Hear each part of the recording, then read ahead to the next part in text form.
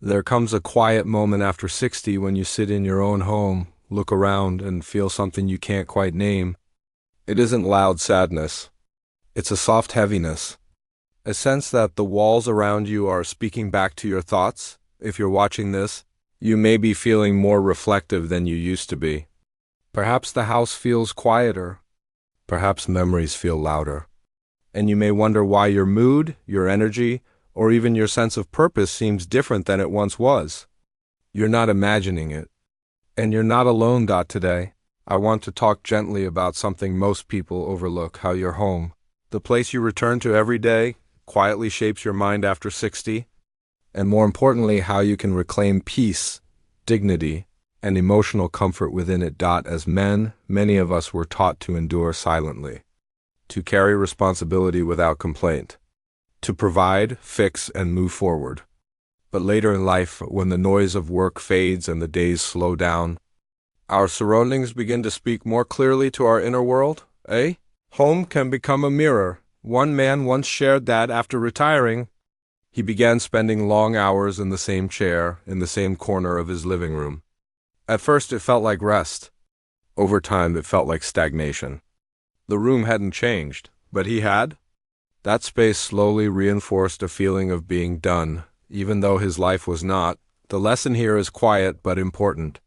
Spaces influence identity.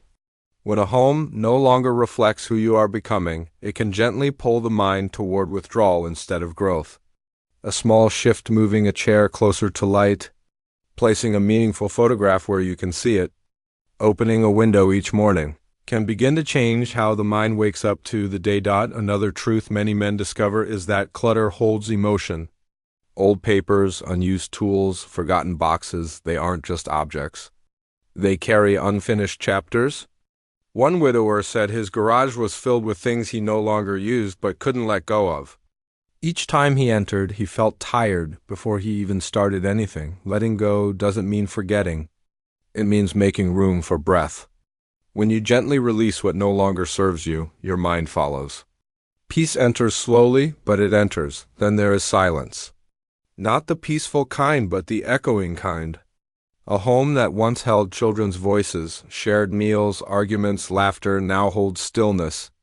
Silence can be healing.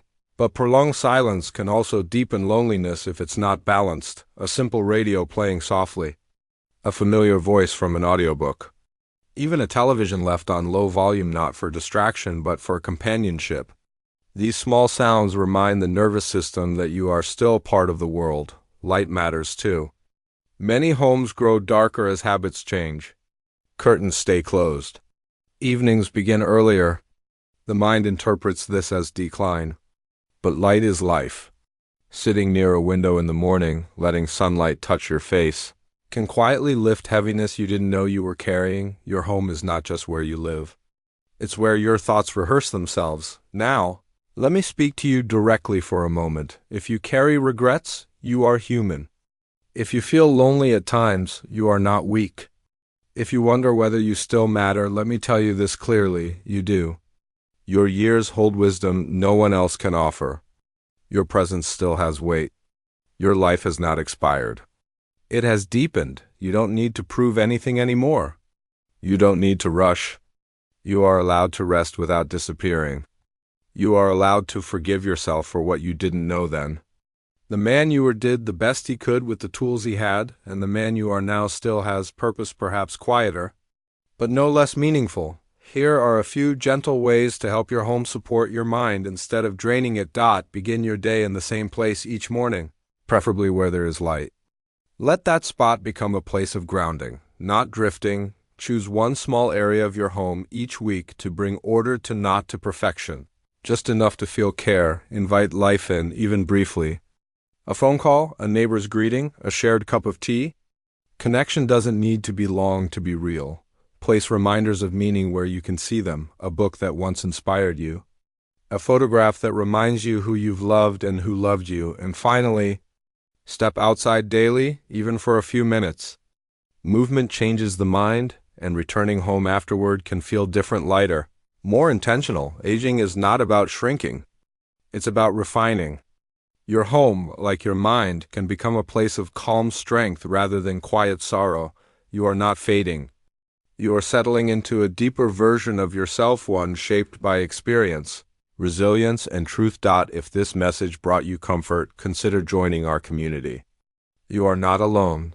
Thanks for watching. Subscribe to Graceful Aging for more gentle wisdom and new videos that support your journey.